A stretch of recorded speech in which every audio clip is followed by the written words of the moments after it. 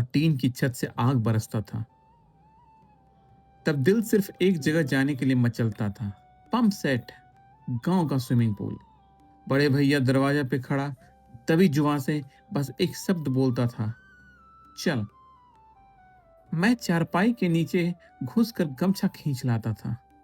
माँ सोती रहती थी और हम सांस रोक के चुपचाप निकल जाते थे। चप्पल हाथ में, गोर माटी में, धूप में पैर जलता रहता था, पर हम रुक नहीं सकते थे। दूर से पंप सेट की फट फट फट की आवाज और तेज होती जाती थी। वो आवाज कान में नहीं, दिल में बजता था। वहां पहुंचे तो गैंग पहले से तैयार था। एक के हाथ में लाइफ बॉय, एक के हाथ में गमछा। सब एक दूसरे को देखकर हंसते थे, बिना कुछ बोले सब समझ जाते। रामू चाचा ने बीड़ी का कस लिया, एक धीरे से सर हिलाया, बस इतना ही काफी था।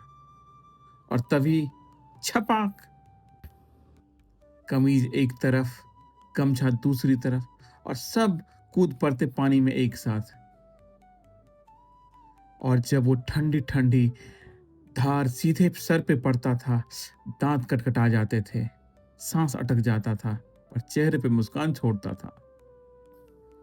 आज किसी भी एसी में वो ठंडक नहीं मिल सकता। बड़े भैया कभी पीछे से धक्का दे देते थे और हम गिर जाते थे, मिट्टी में लिपट जाते थे। सब ठहाके लगा के हंसते रहते थे। कभी साबुन गुम हो जाता था तो सब घुटनों के बल बैठ के खोजते रहते थे, जैसे कोई खजाना खो गया हो। फिर कुछ देर के बाद चाचा स्विच बंद कर देते थे। पंप सेट धक धक करता हुआ रुक जाता था, पाइप से पानी रुक जाता था, सब कुछ एकदम शांत हो जाता था। फिर वहीं पंप सेट के पास घास पे लेट जाते थे। आसमान में बादल देखते देखते शाम हो जाता था। गांव के मंदिर से भजन की ध्वनि आने लगती थी, बगीचे से पक्षियों की चहचहाट आने लगती थी। वो चंद मिनट की खामोशी आज भी याद आए तो दिल भर जाता है। और तभी गांव की तरफ से माँ की आवाज आती थी, छोटू, घर आजा।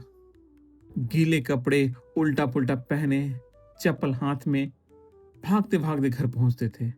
और दरवाजे पे माँ रहती थी, हाथ कमर पे, चप्पल उठाए पूछी, कहाँ गया था।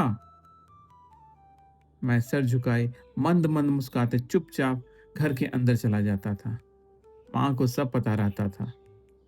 रात को चारपाई, पंखा धीरे चल रहा था, बाल अभी भी गीला था, आंखें बंद, और एक छोटी सी मुस्कान होठों पे आ जाती थी, क्योंकि दिल को पता रहता था कल फिर वही पंप सेट, फिर यारों का झुंड, वही मिट्टी, वही पानी।